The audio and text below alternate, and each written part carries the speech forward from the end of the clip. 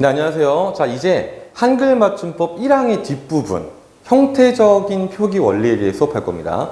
참고로 지금 제목에 1항만 나와 있어서 선생님이 1항만 막 1시간씩 수업한다고 오해하실 수 있는데 그렇지 않습니다.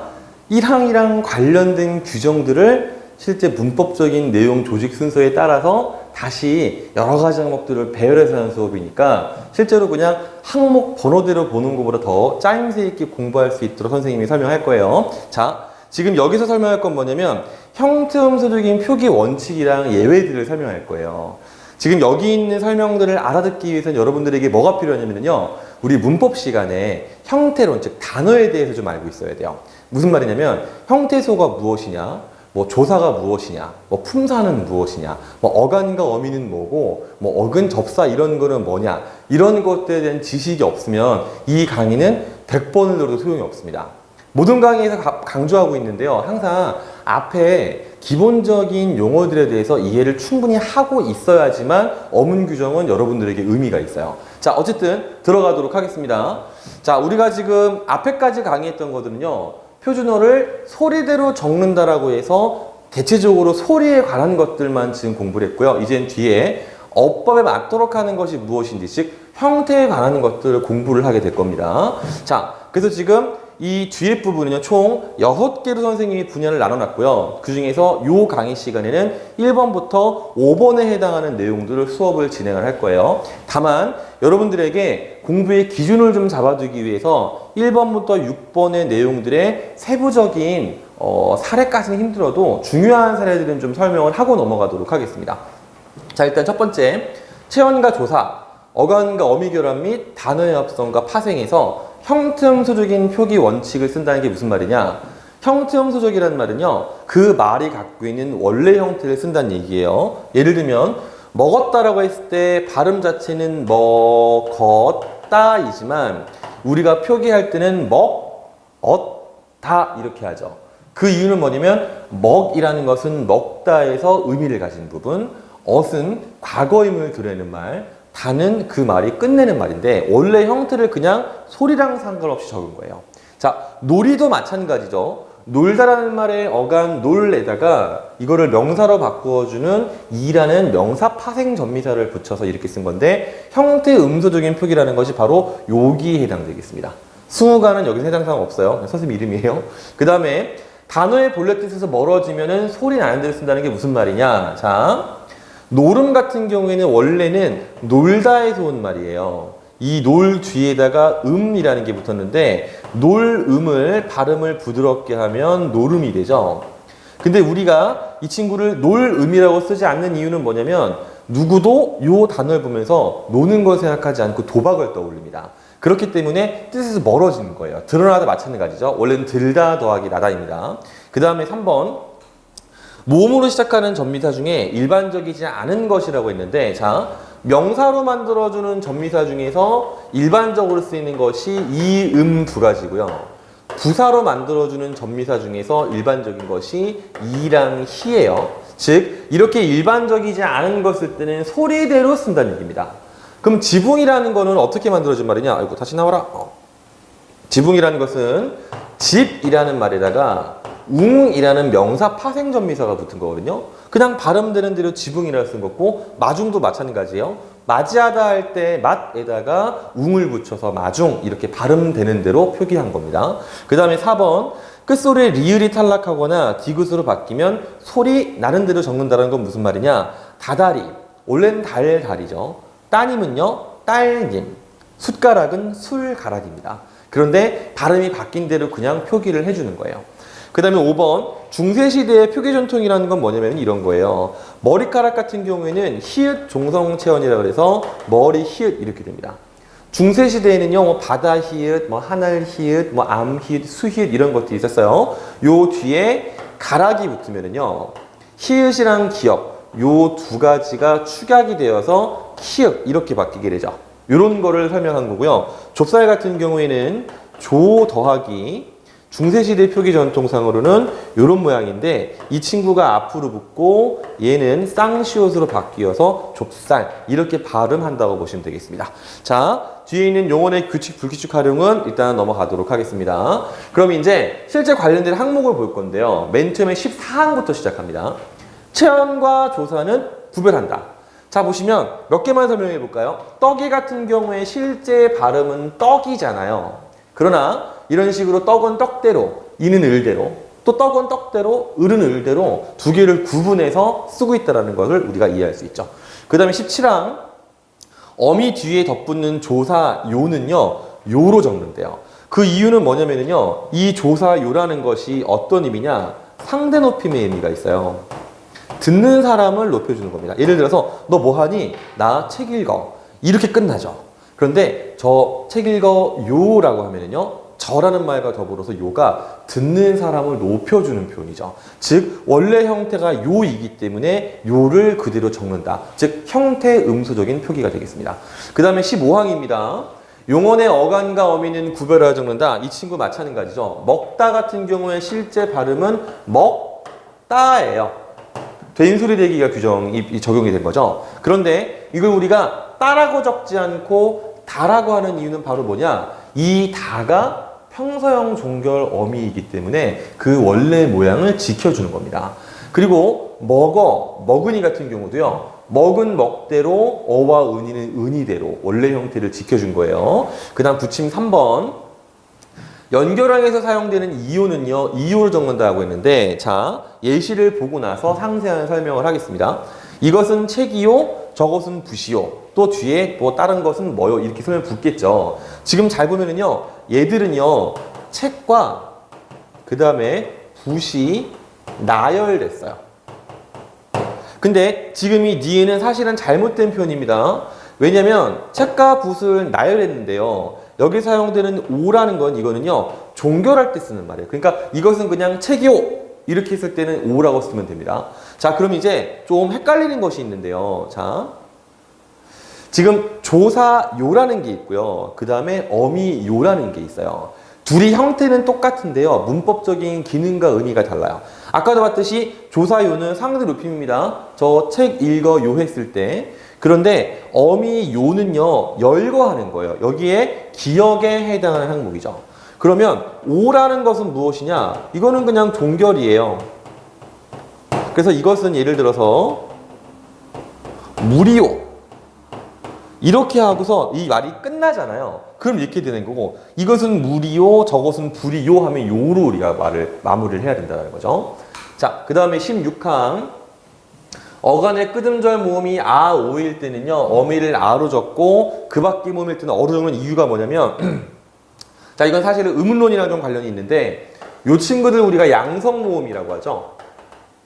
그 다음에 요 친구도 우리가 양성이라고 하죠. 즉, 모음 조화와 일정한 관련성이 있는 말이 되겠습니다. 그래서 나, 마가, 얇아, 돌아, 보아 아를 붙이는 거고요. 그 다음에 개어, 겪고, 대어, 배어, 시어 나머지 것들은 전부 다 어로 적는다라고 보시면 됩니다.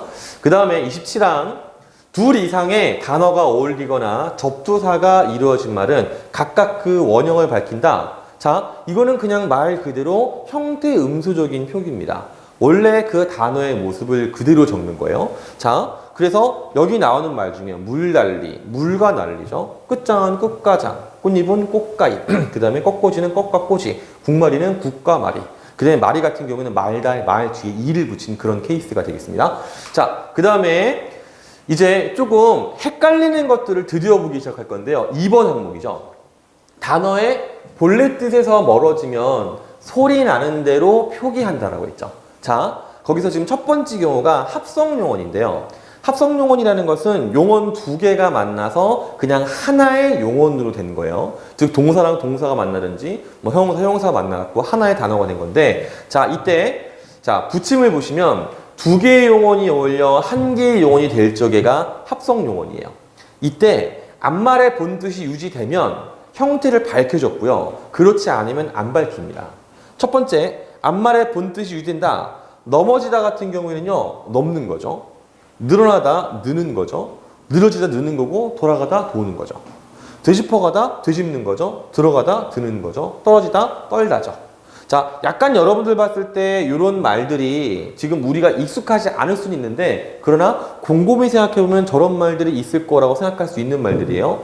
그런데 2번 본뜻에서 멀어진 것 있죠. 드러나다 같은 경우는요, 원래는 들다 플러스 플러스 나다예요. 근데 우리가 드러나다 같은 경우에 특별하게 들다라는 말뜻을 떠올리지 않죠? 사라지다 같은 경우에도 살 플러스 플러스 지다예요. 근데 우리가 여기서 살 같은 거 생각하지 않죠. 그죠? 그렇기 때문에 원래 뜻에서 이미 멀어진 것들은 우리가 어원을 머릿속에서 떠올릴 수가 없기 때문에 그냥 발음되는 대로 쓴다라고 생각을 하시면 되겠습니다. 그 다음 부침 2번 종결형에서 사용되는 어미 오. 아까 선생님이 오가 종결음이라고 했죠. 그런데 발음이 요로 소리 나는 경우가 있어요.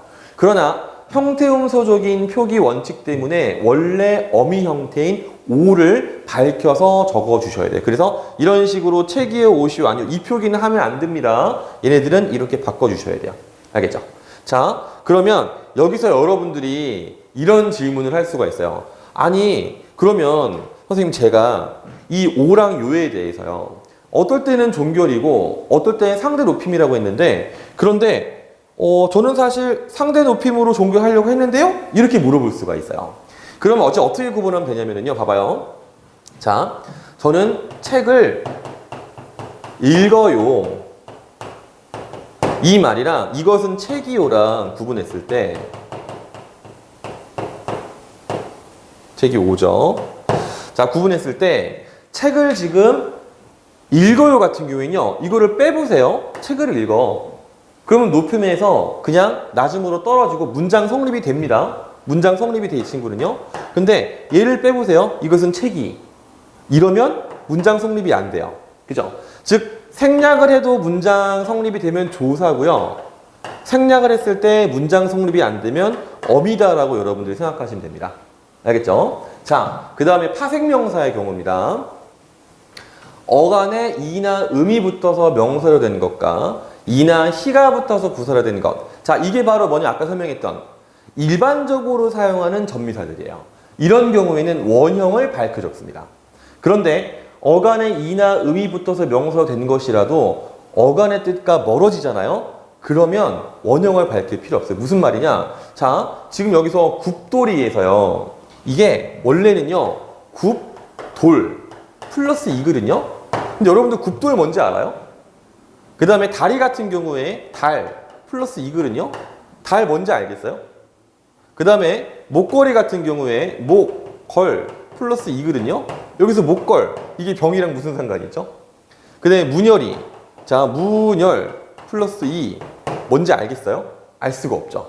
뒤도 다 마찬가지예요. 코길 이, 걸음, 골음, 놀음인데 자 우리가 이 앞에 어간에 음이나 원형을 사실 상상하기가 어렵기 때문에 이런 말들은 그냥 발음되는 대로 적는다라고 생각할 수 있겠습니다. 자, 그 다음에 27항이에요.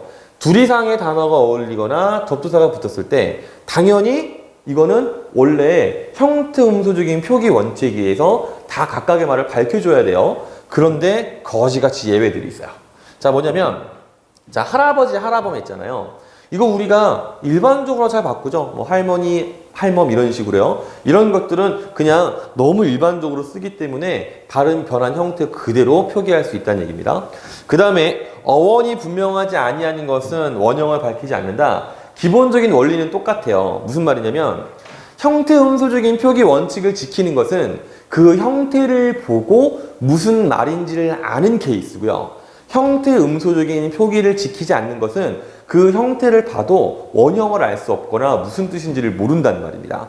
그런데 여기서 문제가 하나 있어요. 뭐냐면 자 여기 지금 어원이 분명하지 않은 것은 원형을 안 밝힌다고 했잖아요. 그런데 이거는 우리가 원래 알아요. 뭐냐면 이거죠. 이거라고 생각을 하고 있잖아요. 그래서 요것만 특히 여러분 신경을 쓰시고요. 자 절대로 이렇게 쓰는 경우는 없어요. 이거는 항상 틀리고요. 언제나 요게 맞는 설명이에요. 알겠죠? 그래서 조금만 따로 기억해 주시기 바랍니다. 부침 3번. 이가 합성어라. 참고로 여기서 이에서 이 앞에 한자는 이빨이고요. 이 뒤에 한자는 우리 이렇게 피 뜯어 먹는 벌레예요. 얘는 합성어나 이해주라는 말에서 니 또는 리 소리를 난다고 했는데 왜 니 소리를 나느냐? 그 이유는 뭐냐면요. 얘들이요. 중세시대의 본말이 니였어요.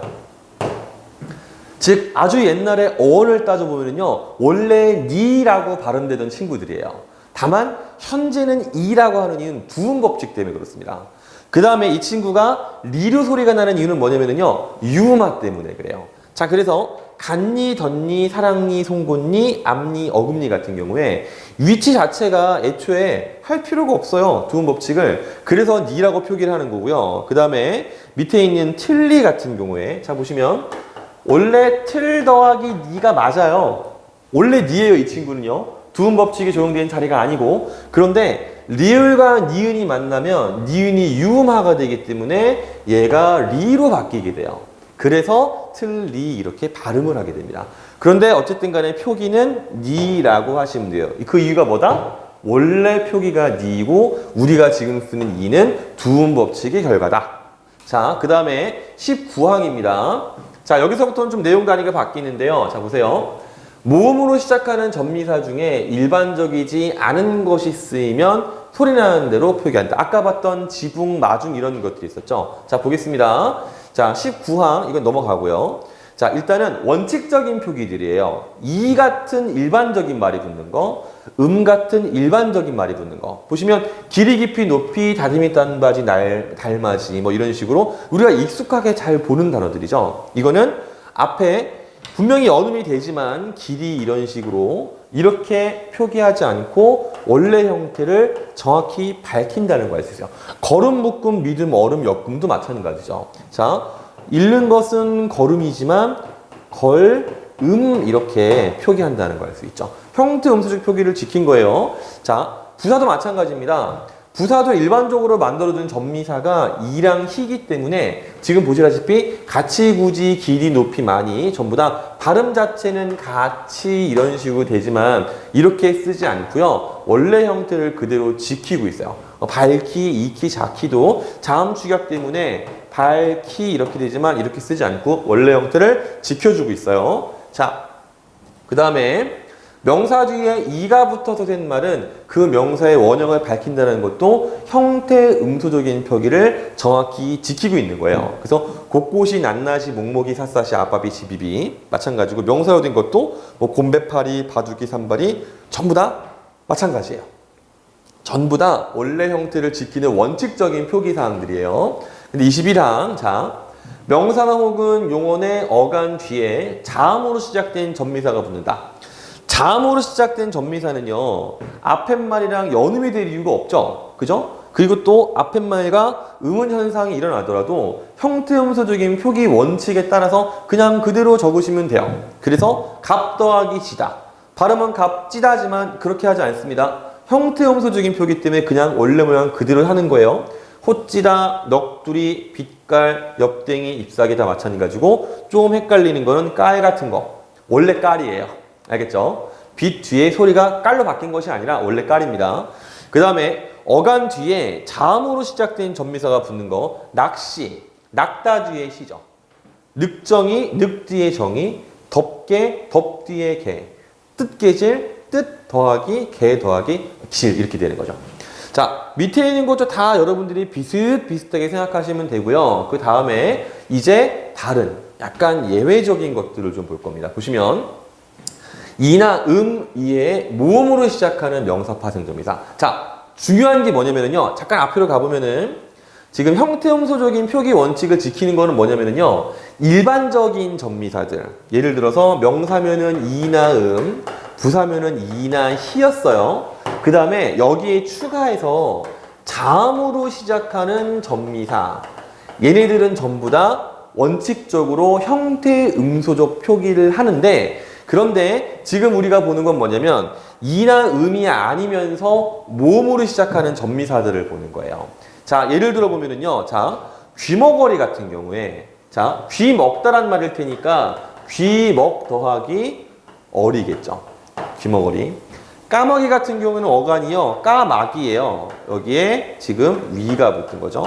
그 다음에 넘어 같은 경우에는 넘다라는 말 뒤에 어가 붙은 거고요. 뜨덕이 같은 경우에는 뜻 더하기 어기. 마감 같은 경우에는 막 더하기 아감. 아감이 아니죠. 막 더하기 암. 이런 식으로. 마개 같은 경우에는 막 더하기 애. 마중은 맛 더하기 웅. 무덤은 묻 더하기 엄. 비렁뱅이 같은 경우에는요. 비렁 더하기 뱅이. 내가 선생님 말이 좀 꼬였는데요. 빌 더하기 엉뱅이입니다. 써줄게요. 빌 더하기 엉뱅이에요. 엉뱅이. 그 다음에 쓰레기 같은 경우는요. 쓸다의 쓸 더하기 애기. 굉장히 생소하죠? 올가미 같은 경우에도 이거는 좀 말이 복잡한데요. 요런 말이에요. 여기 뒤에다가 암이에요. 그 다음에 주검 같은 경우에는 죽다 더하기 이렇게 됩니다.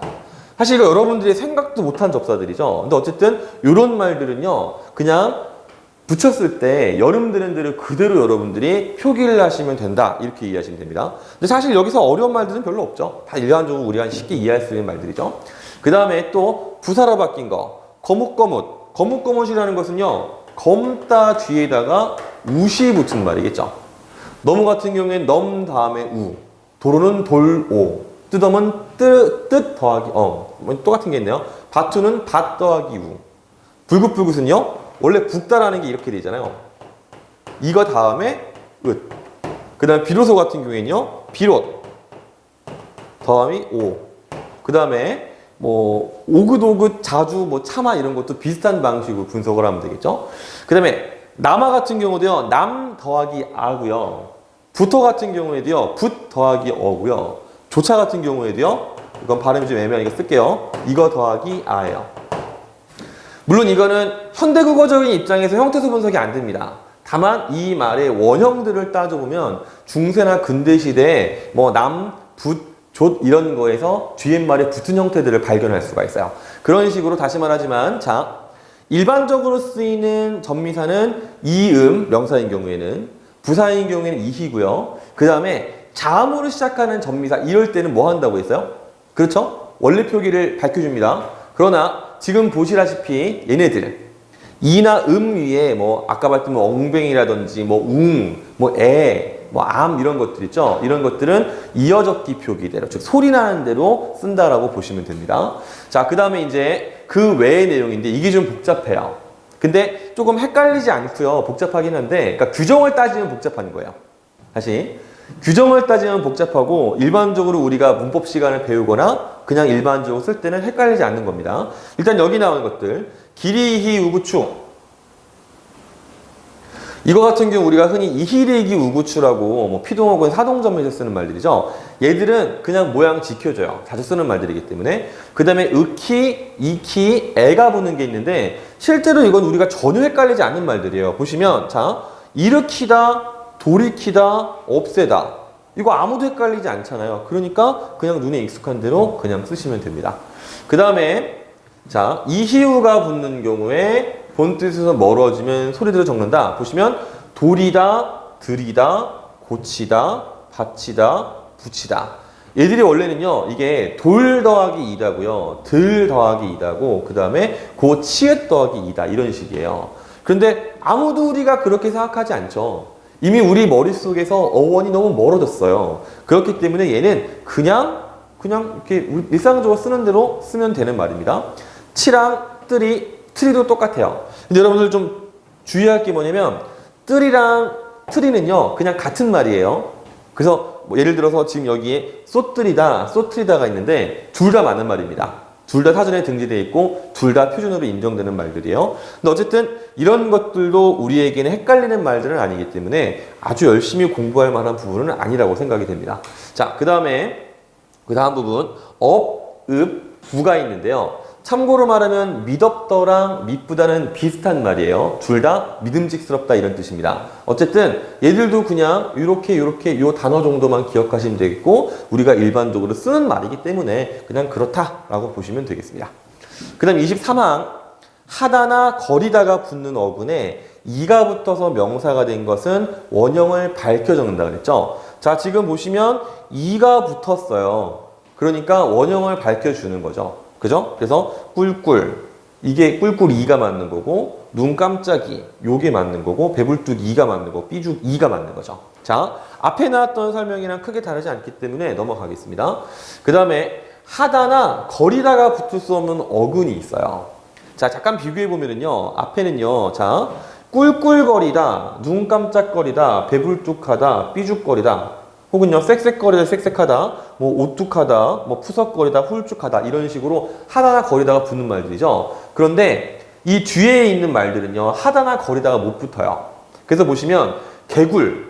이거는요, 우리가 그냥 개굴거리다라고 사실 하기는 해요, 이거는. 이건 약간 애매한데, 그냥 개굴이에요. 이거는요. 그 다음에 뒤에 막 귀뚜라미, 기러기, 깍두기, 꽹가리, 날라리, 누더기, 동그라미, 두드러기, 딱따구리, 매미, 부스러기, 뻐꾸기, 얼룩이, 칼싹두기.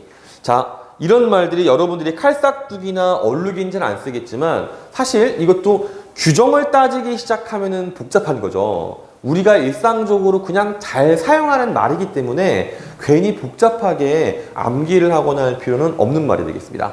참고로 말하면 실제로 요 앞에 있는 요 규정이랑 넘어가 요거랑 그 다음에 23항이에요. 요게 간혹 가다가 고3들 푸는 모의고사에 나오는데요. 그냥 수능 시험이나 고3 수험생들은 규정을 다 주고 문제를 풀리기 때문에 그냥 그때 사례랑 비교해보고 풀면 돼요. 어려울 게 없습니다. 그리고 이거를 만약에 공무원으로 시험을 이제 준비하시는 분이다. 그런 분들은 그거 진짜 일반적으로 쓰는 말들이기 때문에 굳이 이 항목을 힘들어서 공부하려고 하지 마시고요. 그냥 형태 음소적인 표기 원칙이 있되 어원에서 멀어지거나 자주 안 사용하는 전미사면 소리대로 하고 너무 표현이 굳어진 것은 그냥 굳어진 대로 쓰는구나 정도로 보시면 충분하겠습니다. 자, 그 다음에 다음 24항 거리다가 붙을 수 있는 신용말 어근에 이다가 붙으면 역시 밝게 적는다. 형태 음소적인 표기죠. 이것도 뭐 깜짝이다, 뭐 꾸벅이다, 끄덕이다 다 우리가 헷갈리지 않는 표현이기 때문에 그냥 좀 간단하게 넘어가겠습니다. 그 다음에 25항 자 하다가 붙는 어근에 희나 이가 붙어서 부사가 되거나 부사에 이가 붙어서 뜻을 더하는 경우에는 원형을 밝혀 적는다. 이것도 마찬가지죠. 이것도 형태 음소적인 표기를 지키는 건데 근데 사실 이 부분은 여러분이 헷갈리는 게 있어요. 뭐냐면은 어떨 때 이가 붙고 어떨 때 희가 붙는가에 대해서 이게 되게 헷갈리거든요. 참고로 말하면 그것은 선생님이 이 항목들을 다 설명하고 나서 나중에 어문 규정 맨 마지막 부분에 좀 헷갈리는 것들 좀 내가 설명할 게 있거든요. 거기서 집중적으로 설명을 좀 해주도록 할게요. 그래서 일단 25항은 여기서 간단히 넘기도록 하겠습니다. 자, 그 다음에 26항 하다나 없다가 붙어서 된 용어는 그 하다나 없다를 밝히어 적는다라고 했는데 이것도 마찬가지로 형태 음소적 표기예요.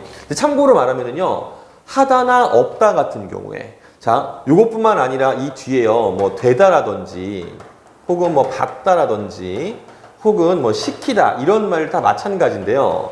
얘들이 전부 다 따로따로 쓰이는 용어이기도 하지만 앞에 체언이 오면은요 그대로 붙어서 전미사가 되기도 하는 말이에요. 예를 들면은요, 공부 같은 경우에 공부를 하다도 되지만 붙여서 공부하다라고 새로운 단어를 파생시키기도 하거든요. 자, 그렇기 때문에 얘들도 각각 다 그냥 형태음소적인 표기, 즉 원래의 말의 표기를 밝혀주면 된다. 이렇게 보면 되겠습니다. 자, 그 다음에 28, 29항인데요. 자, 여기서부터 좀 내용이 좀 단순해지기 시작합니다. 끝소리가 리을인 말과 그 다음에 딴 말이 요걸 먼저 설명해야죠. 자, 여기 리을이 탈락하거나 혹은 리을이 디귿으로 바뀌면 그냥 소리 나는 대로 하시면 돼요. 다시 볼게요. 끝소리가 리을인 말과 딴 말이 어울릴 때는요. 리을 소리가 안 나는 경우가 상당히 많아요. 무슨 말이냐면 자, 우리가 리을 뒤에요. 니은, 디귿, 시옷, 지읒이 오는 경우에 얘가 탈락하는 경우가 있습니다. 항상 그런 거는 아니에요. 이것도 의문문 시간에 배우는 건데 이거를 우리가 리을 탈락이라고 하거든요. 보시면 달달이에요. 달 뒤에 디귿이 나와 있죠? 요겁니다. 따님 같은 경우에 딸 뒤에 님 나와 있죠? 요겁니다. 그 다음에 마대 같은 경우에 뒤 디귿 나와 있죠? 마소는 시옷 나와 있고 무자회 같은 경우는 지읒 나와 있죠. 그죠? 자, 요런 식으로 항상 그런 것은 아니지만 우리가 자주 쓰는 말들 중에서 이것들이 붙어서 빠지는 경우에는 그냥 빠지는 그대로 쓰면 된다. 이렇게 기억하시면 돼요. 자, 그 다음에 29화. 이게 조금 어려울 수 있는데, 자, 봅시다. 끝소리가 리을인 말과 딴말이 어울릴 때 리을이 디귿으로 바뀌는 경우가 있어요. 대표적인 게 바로 숟가락이거든요. 자, 원래 숟가락이요, 술이라는 말이에요. 그럼 이 술이라는 말 여러분들이 들어본 적이 없느냐? 있습니다. 왜 어른들이 그러잖아. 한 술 더 먹어 하실 때 있죠. 왜 우리 할머니 집에 가면 할머니가 자꾸 뭐 주시잖아요. 그래서 야, 한 술만 더 먹어. 좀만 더 먹어 하시잖아요. 그 술이 바로 원래 숟가락의 기원이 되는 말이에요. 그래서 이 술 더하기 가락인데 술가락 하다가 이것이 그냥 디귿으로 바뀌는 현상이 생기는데 이럴 때 디귿이 리을로 바뀌는 걸 그대로 표기해 주는 거예요. 그래서 옆에 나와 있는 예시들을 한 번씩 읽어보고서 원래 말들도 머릿속에 한 번으로 넣어봅시다. 반지꼬리는 바느질고리예요. 그래서 조금만 간단하게 분석해보면 자, 원래는 바느질인데요. 요게 앞으로 붙죠. 그죠? 그 다음에 요 리을이 디귿으로 바뀐 케이스가 반짓꼬리가 되겠습니다. 자, 뒤에 똑같습니다. 사흘날도 마찬가지죠. 사흘 더하기 날인데 사흘 된 거고요. 삼진날도 삼질 더하기인데 디귿으로 바뀐 케이스고요. 섣달도 설날 할 때 설인데 디귿으로 바뀐 케이스고요. 숟가락은 봤고요. 이튿날도 이틀 더하기 날인데 이튿날. 잣주름, 잘 안 쓰는 말이죠. 잘다 할 때 잘이 앞에 붙어서 잣주름이에요. 풋소, 풀소고요. 원래는 섣부르다, 설부르다고요. 잣다듬다로 원래는 잘 다듬는 거고요. 잣다라트도 잘 다라타 뭐 이런 얘기입니다. 뒤에는 잘 안 쓰는 말이니까 여러분들이 뭐 요 말들 뭐 설마 이런 게 시험에 내겠느냐만 이런 것들 정도 하나 더 잣주름 이런 것들 한 번 정도만 좀 읽어봐도 될 것 같아요. 자, 그 다음에 칠항입니다. 갑자기 칠항으로 확 앞으로 당겨졌는데 사실은 앞에서 다루는 내용이어야 되는데 그냥 이 항목이랑 조금 더 연결고리가 있어 보여서 그냥 여기서 가지고 왔어요. 자, 보시면 디귿 소리로 나는 받침 중에서 디귿으로 적을 근거가 없는 것은 시옷으로 적는데요. 자, 대표적인 게 우리가 아까 봤던 숟가락 있죠. 자, 이 숟가락은 원래는 리을, 술가락이었죠. 근데 왜 젓가락은 이거냐? 그 이유가 뭐냐면요. 자, 이 친구가 디귿으로 발음이 되는 건 리을에서 디귿으로 바뀌었다라는 근거가 있어요. 원래 말인 술이 있으니까. 그런데 젓가락은요, 이거 수저할 때 저 있죠. 그죠? 그 저의 가락이라서 시옷이에요. 이 친구 설명을 하자면 좀 헷갈리는 사례인데 그 다음에 여기 나오는 뭐 덧조고리, 돗자리, 어셈, 무절은 하돗, 무릇, 사뭇, 얼핏, 자칫하면 묻, 옛, 첫, 헛 이런 것들이요. 그럼 우리가 보통 헷갈리지 않고 그냥 시옷으로 적는 거기 때문에 저 친구도 굳이 여러분들이 막 규정을 외우려고 하지 마시고요. 그냥 한 번 정도, 두 번 정도 익숙하게 보고 쓰고 정도 하시면 될 거라고 생각이 됩니다. 자, 그 다음에 이제 다섯 번째. 중세시대의 표기 전통이 나온 거예요. 첫 번째, 비읍 소리가 덧나는 거는요. 자, 다 똑같아요. 전부 다 원래는요. 요렇게 시작하는 어도자음군에서 비롯된 말입니다. 전부 다 어도자음군에서 비롯된 말이고 요 앞에 모음으로 끝나는 말이 붙잖아요. 그러면은 이 비읍이 그냥 갖다 붙는 거예요. 예를 들어서 자, 접대 봅시다. 이그저 할 때 저예요. 접대는 아주 먼 옛날, 좀 과거의 일을 얘기하는 거죠. 그때 저 플러스 비읍, 시읒, 비읍, 시읒이 아니다. 비읍, 디귿, 때 이렇게 붙은 거예요. 자, 요 비읍, 디귿도 똑같이 어두자음군이죠. 그죠? 그러면 요 친구가 요 밑으로 올라가서 일단 접이라는 말이 나오고요. 그 다음에 요 디귿은 비읍, 디이기 때문에 된 소리로 바뀌어서 접대 이렇게 되는 겁니다. 앞에 나와 있는 햅쌀도 마찬가지예요. 자, 원래는 해 더하기 비읍 시옷 딸이었어 원래는요. 그런데 이 친구가 자 얘는요 앞으로 붙고요. 그래서 얘가 햅 이렇게 되고요.